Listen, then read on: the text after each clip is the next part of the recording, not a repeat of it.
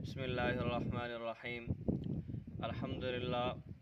हींअर असां बच्चा बंद जे पासे में मस्जिद शरीफ़ ते पहुतल आहियूं। अल्हम्दुलिल्लाह हिन मस्जिद शरीफ़ जो नालो आहे हामिद शाह मस्जिद ऐं हीअ मस्जिद शरीफ़ तक़रीबन 400 साल या 500 साल पुराणी आहे, जंहिंमें असांजा उस्तादुल उलमा शेखुल हदीस मुफ्ती आज़म शेख ग़ुलाम क़ादिर लगारी साहिब जन फरमाईंदा हुआ त हे असां खां बि अॻु जी जेको आहे सो मस्जिद शरीफ़ आहे।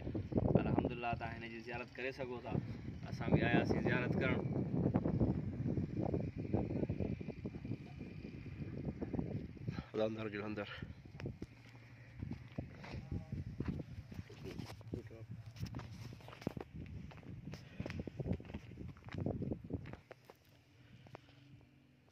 अल्हम्दुलिल्लाह हे मस्जिद शरीफ़ जो अंदरियों हिस्सो आहे।